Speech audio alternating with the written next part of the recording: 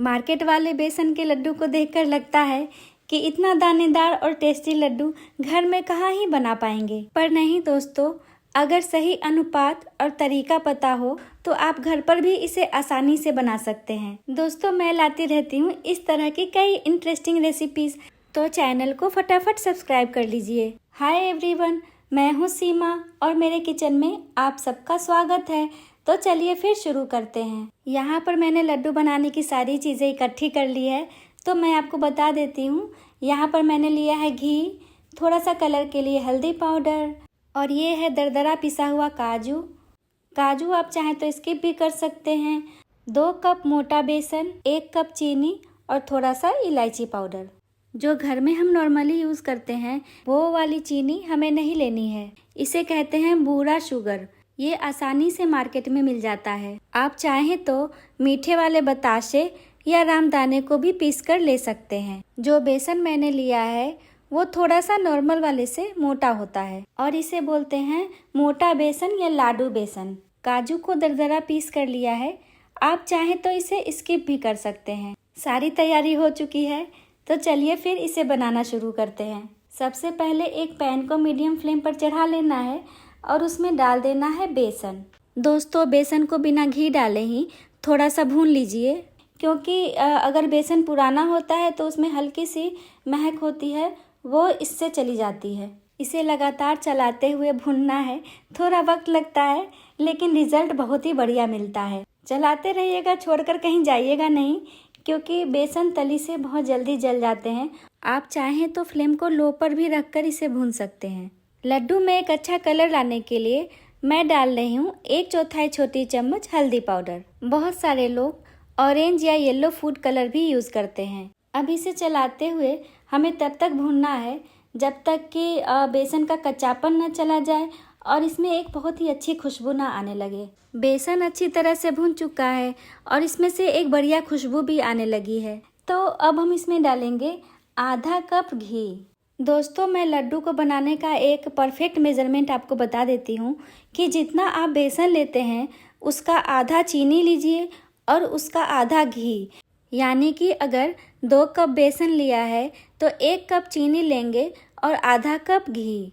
इससे आपके लड्डू बिल्कुल हलवाई वाले लड्डू जैसे बनकर तैयार होंगे। घी डालने के बाद मैंने फ्लेम को लो से मीडियम पर कर लिया था और इसे लगातार चलाते हुए पकाना है। जैसा कि मैंने पहले ही बताया है आपको कि ये तली से तुरंत जलने लगते हैं, तो इस बात का ध्यान आपको रखना है। अगर बेसन तली से जल्दी जल्दी ब्राउन होने लगे तो फ्लेम को लो पर कर लीजिए। पहले बेसन घी को रिलीज करता है और इसकी कंसिस्टेंसी इस तरह की हो जाती है। थोड़ी देर तक पकाने के बाद बेसन वापस घी को एब्जॉर्ब करने लगता है और ये फूल जाता है और इसकी कंसिस्टेंसी उस तरह की हो जाती है जैसे कि सूजी के हलवे की होती है। दोस्तों, इसमें 20 से 25 मिनट तक का समय लग सकता है, लेकिन आप रिजल्ट देखेंगे तो आपका दिल बिल्कुल खुश हो जाएगा। बेसन ने घी को फिर से एब्जॉर्ब करना शुरू कर दिया है और जब ऐसा होता है तो ये बिल्कुल फूले फूले और हल्के हो जाते हैं। थोड़ी देर में ये रेडी होने वाला है, तो आखिरी में हम इसमें डालेंगे आधा कप दरदरा पिसा हुआ काजू। आप चाहें तो काजू स्किप भी कर सकते हैं। इसके बिना भी लड्डू आपके बहुत ही बढ़िया बनकर तैयार होंगे।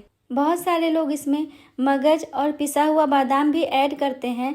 ये बिल्कुल आपके ऊपर है, चाहे तो आप डाल सकते हैं या फिर स्किप भी कर सकते हैं। जब इसकी कंसिस्टेंसी सूजी वाले हलवे की तरह हो जाए तब गैस को कर देना है बंद और निकाल लेना है इन सबको एक प्लेट में। दोस्तों, इतने मिक्सचर में मेरे 18 बेसन के लड्डू बनकर तैयार हुए थे। और हाँ, इस बात का ध्यान रखिएगा कि इसे ठंडा होने यानी रूम टेम्परेचर पर आने के बाद ही हम इसमें चीनी ऐड करेंगे।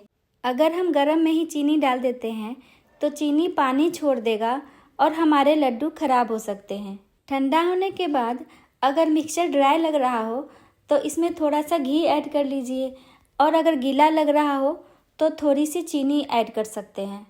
जब मिक्सचर ठंडा हो जाए तब इसमें डाल दीजिए 1 छोटी चम्मच इलायची पाउडर और इसे बढ़िया से मिक्स कर लीजिए।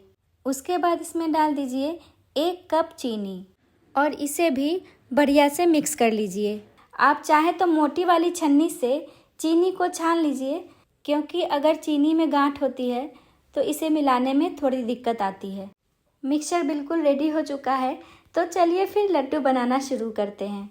2 चम्मच के बराबर मिक्सचर लेकर उसे दबा दबा कर इस तरह से एक गोल शेप दे देंगे।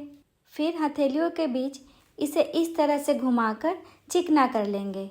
छोटा या बड़ा आप अपने हिसाब से कर सकते हैं। आखिरी में काजू का टुकड़ा इसके ऊपर इस तरह से चिपका दीजिए। इसी तरह से हम सारे लड्डुओं को बनाकर तैयार कर लेंगे। यहाँ पर आप देख सकते हैं कि ये भीतर से भी कितने दानेदार और बढ़िया बनकर तैयार हुए हैं। और यकीन मानिए दोस्तों, ये इतना टेस्टी लगता है कि एक की जगह पे 4 खा ले फिर भी मन नहीं भरता। ऊपर से दानेदार टेक्सचर के लिए कुछ लोग आखिरी में थोड़ा सा चीनी का बूरा इसके ऊपर छिड़क देते हैं। तो आप चाहें तो इस प्रोसेस को कर सकते हैं और चाहे तो स्किप भी कर सकते हैं। इससे स्वाद में कोई अंतर नहीं आता। और हाँ दोस्तों, बनाने के समय ये ज़्यादा सॉफ्ट लगते हैं, लेकिन ठंडा होने पर इनका टेक्सचर अपने आप सही हो जाता है। अगर रेसिपी पसंद आई हो तो लाइक कीजिए, कमेंट कीजिए, शेयर कीजिए। मिलते हैं एक और इंटरेस्टिंग रेसिपी के साथ। तब तक स्वादिष्ट खाना खाते रहिए, मुस्कुराते रहिए। Bye bye.